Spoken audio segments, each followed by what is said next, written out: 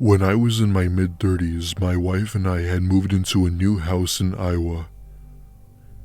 It was at least 6 years old and was built on land that we had previously bought, which surprisingly wasn't too expensive considering the area.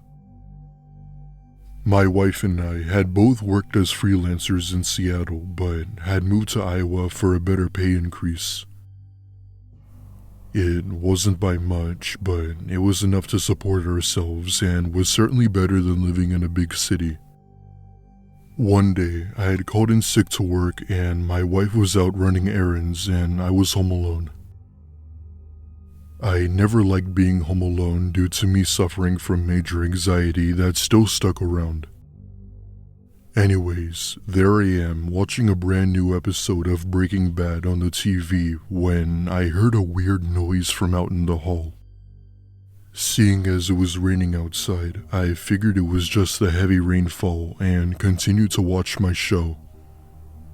However, whatever it was would not stop.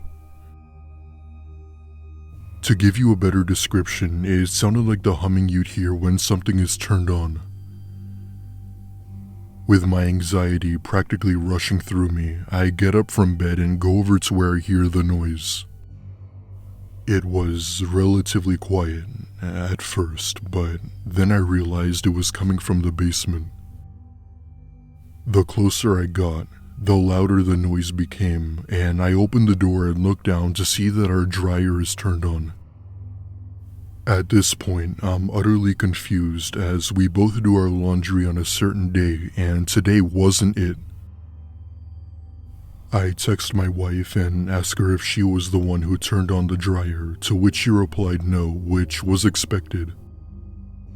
That's when I realized that there isn't anything in the dryer, which I knew that none of us would do, and I immediately shut it off. Now, our basement is pretty dark with the exception of a lamp by the stairs, so I had trouble seeing where I was going. This was before iPhones had built-in cameras in them, so I had to use all of the light my screen could give. As I reached the stairs, I hear the most unsettling laugh next to me coming from the darkness of the basement. I didn't even dream of shining my light to see who or what was there, but I was out of that house so fast I didn't even hesitate. I called my wife, who was on her way home, in a panic, telling her about what I had just heard. As expected, she didn't believe me and began to lecture me about how it was all in my head and how I wasn't getting enough sleep. No matter how many times I tried to assure her that it wasn't me, she didn't buy it. I haven't gone down in that basement ever since and haven't heard or seen anything down there. Till this day, I'm convinced that what I experienced in that basement was completely paranormal. I still like to think that it was all just my imagination, but I was certain it was not.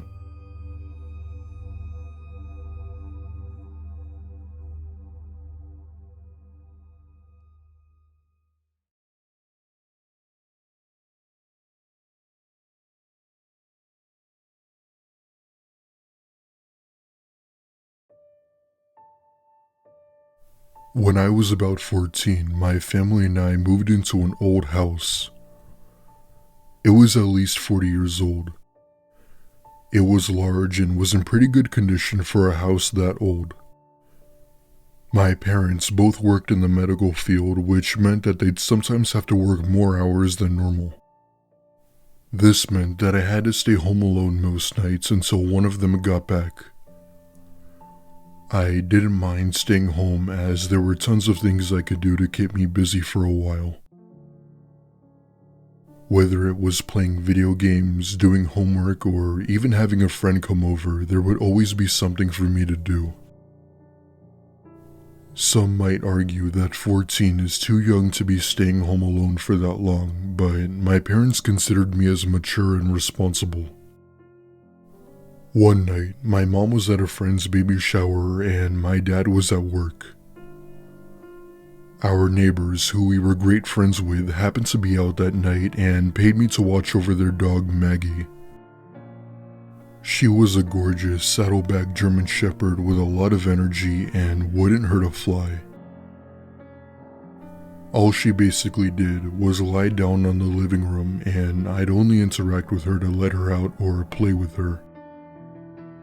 Other than that, she really kept to herself. I stayed in my room for most of the time playing video games and whatnot. Then at around 9 p.m, I got hungry and decided to get a snack in the kitchen when I see a pair of headlights pull into our driveway. Now, our kitchen is set up so that the window of the kitchen is facing toward the front yard, so I could see the car very clearly. At first I thought that it could have been the neighbors coming to pick up the dog, but I then came to the realization that it wasn't their car. All of a sudden, two people get out of the car and start approaching the front door in a very low-key kind of way. At this point, Maggie is barking her head off, and I go back upstairs and call my mom with Maggie following behind. My mom said that the neighbors wouldn't be back till around 1, and to lock myself in my room and to keep the dog quiet while she called the police. Whoever the two people were started banging on the front door while yelling and cussing. Our door was pretty sturdy, so I knew that it would take a hell of a hit to break it down. All the while, I'm on the phone with my mom while trying to keep Maggie calm, waiting for the police to get here. At this point, my adrenaline is rushing through my body and I'm overthinking everything. Thankfully, the sound of the police sirens coming down my street was music to my ears and the loud banging abruptly stopped. Maggie and I run down the stairs and was greeted to police by my doorstep. The two men didn't get far as the other cop managed to catch them a few blocks down. My mom arrived soon after and she had a talk with the police. We still weren't told as to why those men specifically targeted our house, but I guess it doesn't matter now.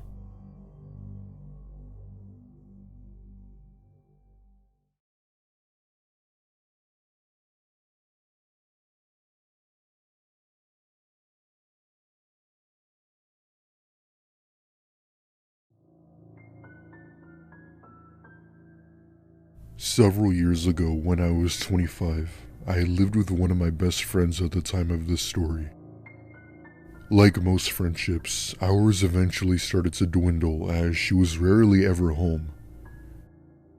This night, however, she ended up staying at our place and heading to bed early. I was a server at the time, so I stayed up pretty late, usually watching Let's Plays on YouTube and smoking pot. This night was no different than any other except for my neighbors. I'll go ahead and give you some background information on my house and my neighbors.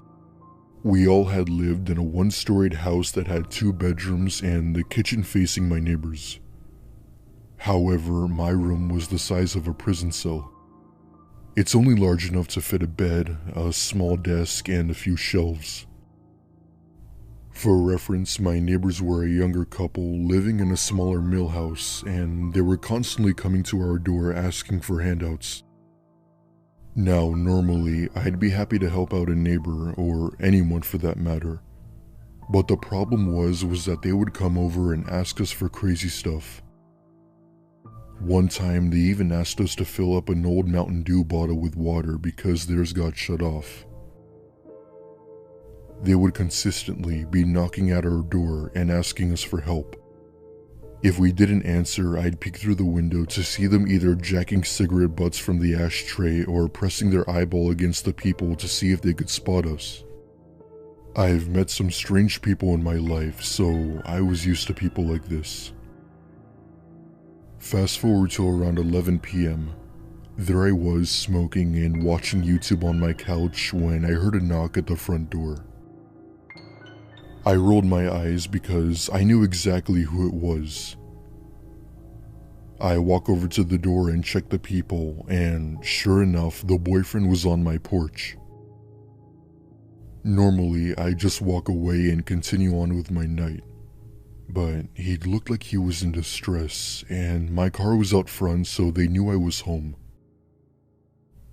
I open the door to see what was up, and he greets me with a smile and says the following. I just wanted to come over here and see if you would film my engagement.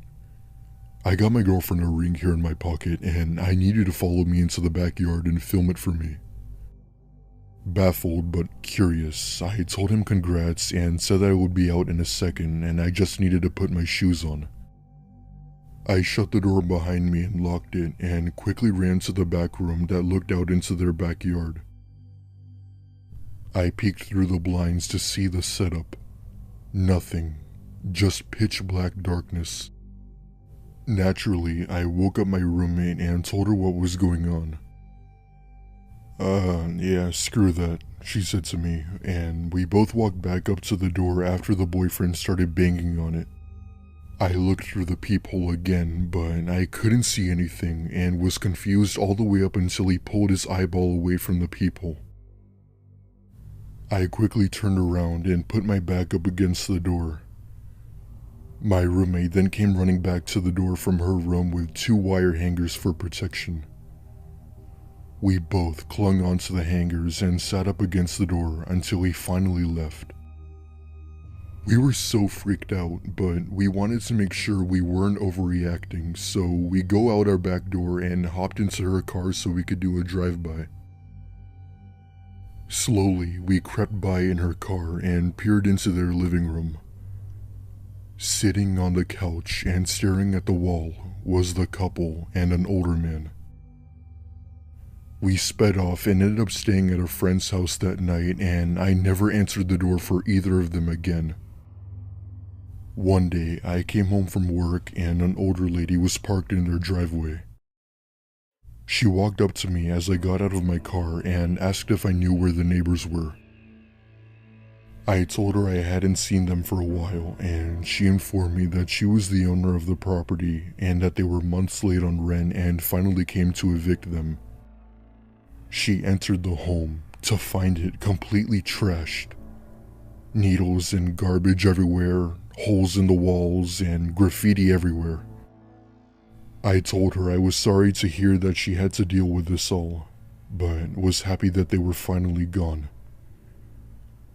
I'm not 100% sure what was going on that night, but I'm glad I didn't follow them into the backyard.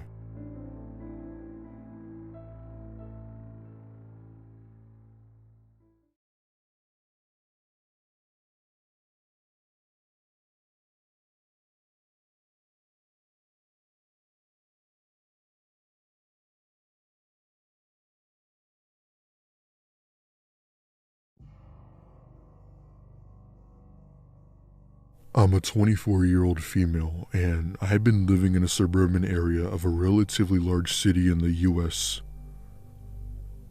Since the start of the pandemic, I had gotten laid off from my job and ended up falling behind on bills and keeping up with rent. Because it was so hard to find work during times like this, I often had to rely on my parents to pay for some of my expenses. With my parents struggling as well, it was hard for them to keep up with their own responsibilities, so I felt bad and would somehow make it up to them. One day, I had just gotten into a huge fight with my landlord about payments that were past due, even with him knowing my situation. Now, with me being upset and having a very bad day, I started texting my boyfriend just to see if he could cheer me up somehow. We start texting back and forth, and I eventually sent him a picture of me in an outfit that I thought looked cute.